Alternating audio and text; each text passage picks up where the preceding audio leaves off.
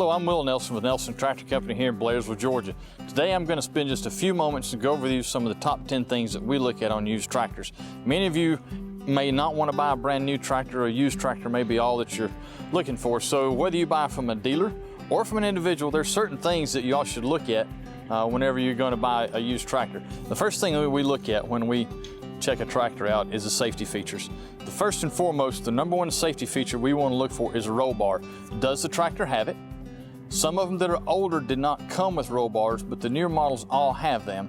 If it was taken off, you want to ask the customer if he still has a roll bar so that you can put it back on. But you need a roll bar, you need a seat belt. Those are the number one things that I look for on a tractor when I'm checking for safety features. There are also several safety switches that we want to make sure are operational. These safety switches can be anywhere from an operator present switch, which will be located in the bottom of the seat. There may be one on the clutch pedal, there could be one on the brake pedal. Most of them have one on the transmission, and they all have them on the PTO switch.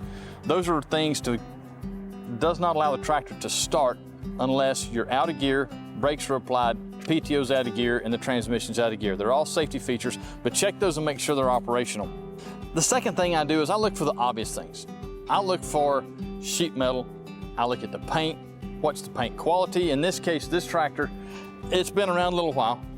Paint's off the hood, but the sheet metal for the most part is straight. So if I wanted to repaint it, it wouldn't cost that much to repaint. There is some on the fenders as well, but the sheet metal's not damaged, it's just that the paint is off. I can get by with that a little bit. Sometimes I don't care as much how it appears, I want to know how mechanically sound the tractor is, because these things are fairly easy to take care of. But I look for dents, I look for rust, and I look for paint quality. Number three, I check the tires. And I look, number one, for tread depth. Now this tractor has had new tires installed on it. These are not the factory tires. The tread depth is good, tire pressure is good. I don't see any snags, I don't see any plugs, I don't see any boots in it. Front tires are the same. They've been replaced and they're good too. Fourth thing I look at is I check the water pump. I always reach in, I grab hold of the fan. In this case, it's gonna be hard to see, but you can reach in. Now obviously do this without the engine running. Wiggle the fan blade and see if that pump is tight. That can be a costly repair. And also as you're there, you can grab hold of the belts and check them as well. Fifth thing I always do is open the hood.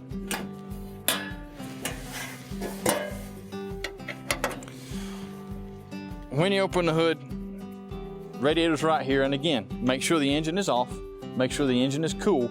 You don't want to screw this cap off unless the engine is cool, because it will have pressure on it, it will spew hot liquid on you. But you always take the cap off, look down inside the radiator, make sure that number one, there's no oil floating in the coolant, and number two, make sure that there is coolant in there. Sometimes people don't maintain their tractors well and the coolant will be low. So always look in and check them. This one is good, it's green. This tractor actually has just been recently serviced, but we check the fluid there. We also like to check the engine fluid, and you always keep a rag with you because you're gonna need it. Look at the engine oil, make sure it's the right level, make sure there's no moisture on the stick, and make sure that the oil is black, because typically on a diesel engine it's gonna be black. The other engine oil, the other oils that you're gonna check is gonna be your transmission oil. That dipstick is usually located in the back or in the middle of the tractor. Check it to make sure that it's the right level too. Your transmission fluid is almost clear, and sometimes it's very difficult to see the level. You may have to actually run your finger along the dipstick to find where the oil, the level of the oil. So be aware, keep a rag with you. Like I said, you'll come in very handy. On the other side of the tractor is a on the other side of the tractor is a power steering pump. It has a cap, just screw the cap off and look and see what the level's like in it. One more thing that we do look at before we get on the tractor is the clutch and the brake pedals. One thing that my granddad taught me a long time ago is you can always tell a man that rides a clutch or rides the brakes on his tractor if you look at the pedals and see how worn the dimples are and how worn the paint is.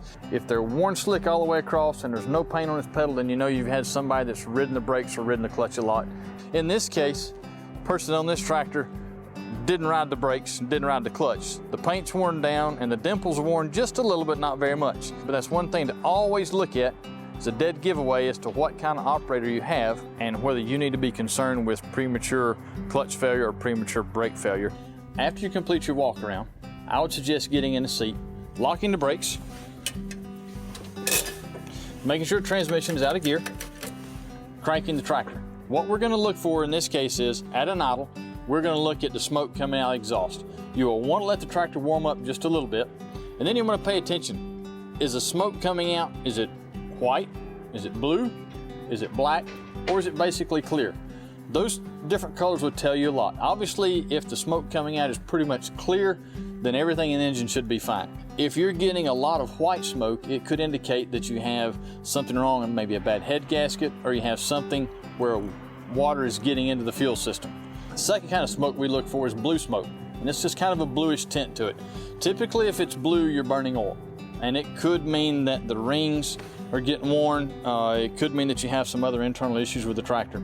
So you want to pay attention to when the engine turns over. If it turns over real easy, like it could be low on compression, but pay attention to that blue smoke, because typically that's a more serious internal issue.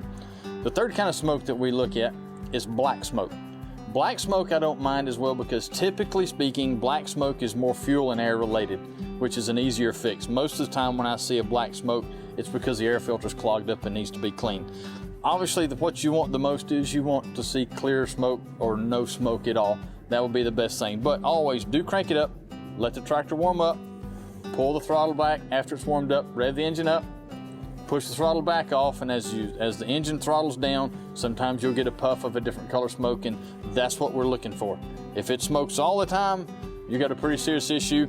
If you get just a little smoke when you're throttling down, it's not as serious, but do pay attention to that. That's one thing that is pretty critical on the tractor. The other thing that we look for is we look at the electronics. Be it an older tractor such as this one that's just gonna have flashers, it's gonna have lights in the dash, and you're gonna have headlights, so make sure that they all work. The other thing, while we're sitting here in the seat, we wanna turn the steering wheel. If it's got power steering, we want to turn this steering wheel and see how smooth it is. If it's got some jitters and some shakes to it, then you could have a fluid level issue, or you could have a problem with the fluid itself, or could even have a problem with the pump. The other thing we want to do is we want to grab hold of the lift lever, and we want to raise the lift up. And we want to see if that lift comes up nice and smooth, or if it shakes as it comes up. Those are indicators as well of something wrong with the fluid or having an internal issue with the lift. So do pay attention to those things. This is a test that I normally do whenever I sit on a tractor seat to make sure that the brakes do work. I'll put my foot on the clutch, put it in a low gear, put my foot on the brake, and slowly let out on that clutch and make sure that that brake will keep the tractor from moving. Then I'll try the other brake and hold it down and slowly let out on the clutch and see if that brake holds as well. The other thing that this tells me is if that clutch is slipping, the tractor won't move at all, and you'll be able to tell that the engine won't change, the tractor won't move, so then you know that you also have a clutch problem as well. If the tractor has good torque and the tractor tries to lurch forward, then you know that your clutch is good, and if the tire slides, you know you got good brakes. So that's one way that we do check it. Do be careful in doing that. I like to check the brakes this way because I don't want to get on a tractor and start driving it and then hit the brakes and there not be any and me not be able to stop the tractor. So when I'm sitting still, I can hold one brake, hold the other brake, while slowly letting out on the clutch and make sure that the brakes work. It's safer for me to do it that way. And finally, one of the most important things that we do look at, located on the dash, is an hour meter. And that tells you how many hours this tractor has been used. It's much like an odometer on the car, only it doesn't measure in miles, it measures in time. How many hours has this tractor actually been running? Sometimes when you look at an hour meter, the lens won't be clear. It may be faded. In this case, as this one has, it has moisture on the inside. That's a good indication that it's a possibility that the hour meter itself may not work. So when you crank the tractor up, there'll be a little ticker on the right-hand side that likes to be moving if the hour meter is working. So when you do have the engine running, look at the hour meter and make sure that it does work. So that's one final thing that we do look at. Obviously, the higher the hours, the more wear and tear the tractor has on it. But that's really the main things that we look at when we look at a used tractor, and things that you should pay attention to if you're going to buy one. There are many other options as far as implements and things, but the tractor is the most important, and that's what we want to look at today. Thank you.